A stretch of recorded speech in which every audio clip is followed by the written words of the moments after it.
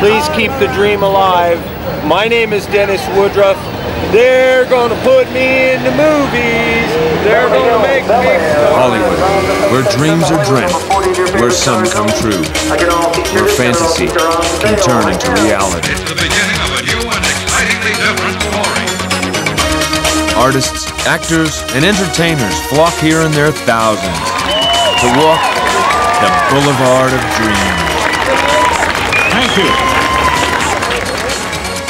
Want to be famous? Want to be successful? Boulevard of Dreams lays bare the anguish and ecstasy of the search for stardom. Some have been down the road to fame and fortune, others hover forever at the beginning. But each has a very special story. It used to be Hollywood, it was nice. But now it's Hollywood. When you think about Hollywood, you think about Angeline. This is what I've heard. So it's sort of like an institution in your mind. The Hollywood that the rest of the world perceive has infiltrated all of us to a degree.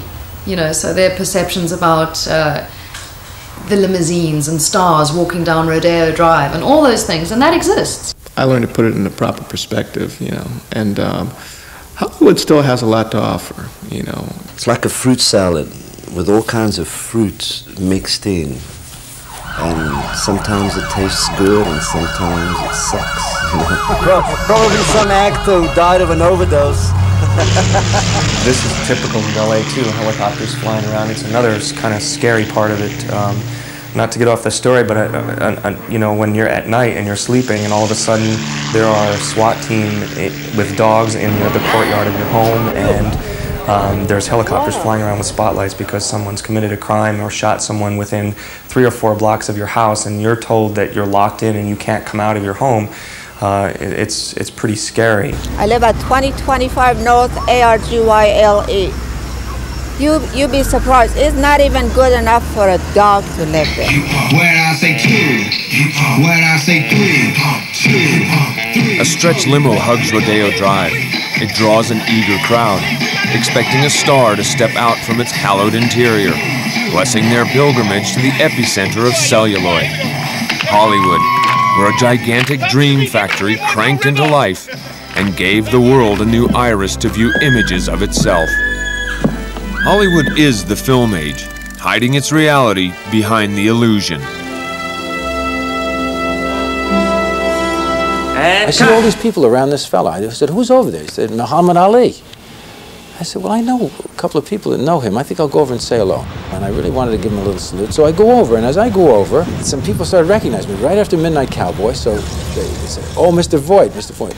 Then he said, hey, you're somebody. I said, yes, I am. And you know, I was just this kid with scraggly clothes on.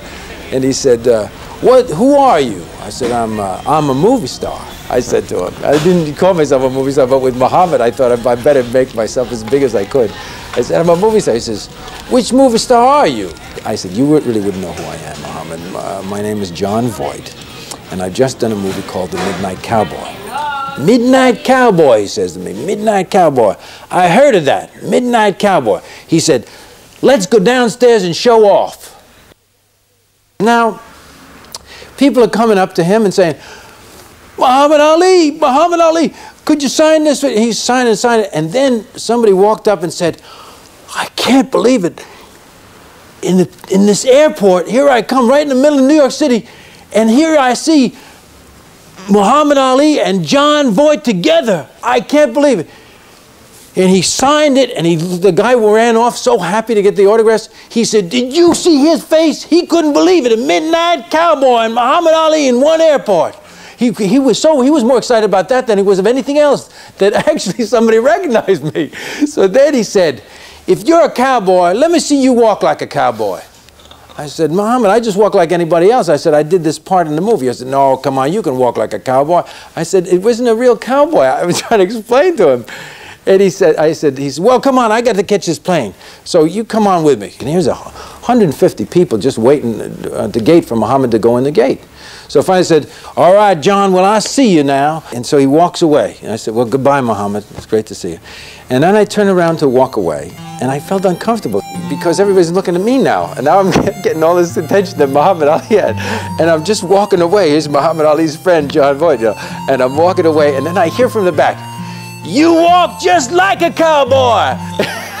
There I am, trying to strut away, and he thinks that's my walk. So he had snuck back to just see what I walked like.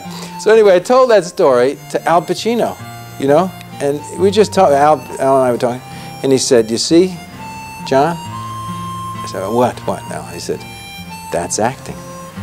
You're a great actor." Hi, my name's Sean Patrick Barry, and I'm an actor. I grew up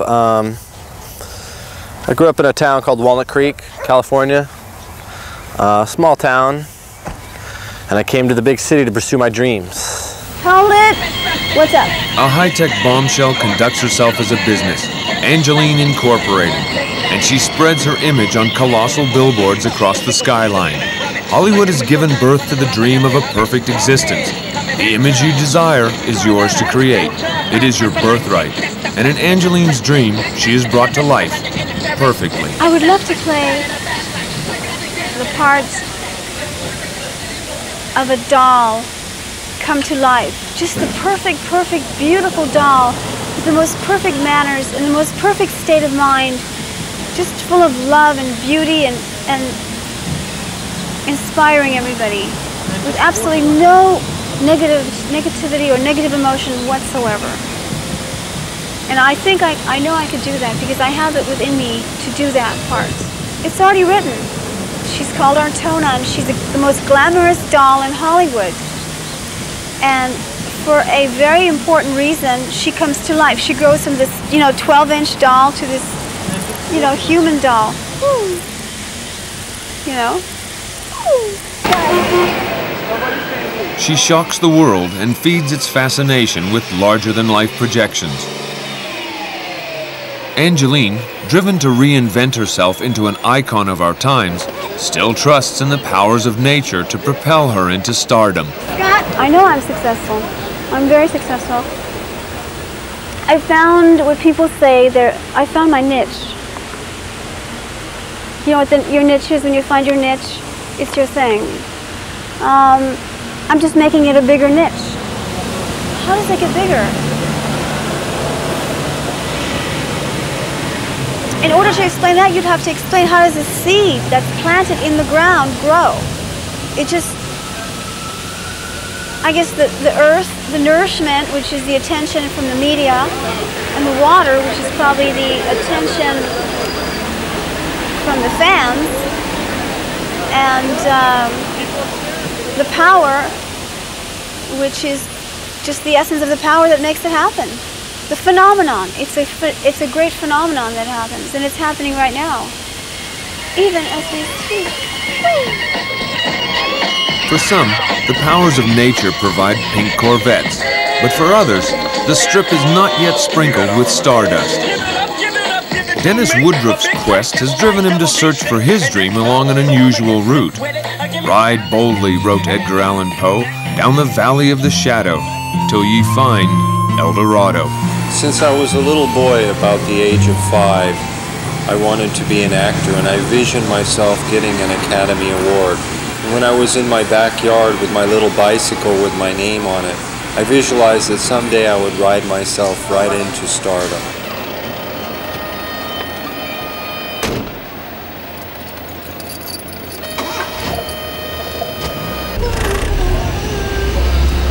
Why does everybody love me?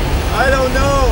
I guess it's just Hollywood. This dream will probably come true in a very natural way. Somebody will discover me similar to this company. They'll see me on TV or in one of my interviews, and they'll call the Screen Actors Guild or one of my agent and get a hold of me and say that they want me to be in some project they're doing. And it'll be a big hit, and then I'll be a big overnight sensation after 12 years. Make my day and call me. Dennis knows he will reincarnate into a new John Wayne in the next movie of a lifetime, and he's more than ready to graciously accept the fervor of his waiting fans. I'm a little famous right now, but real big fame, I would handle it in a very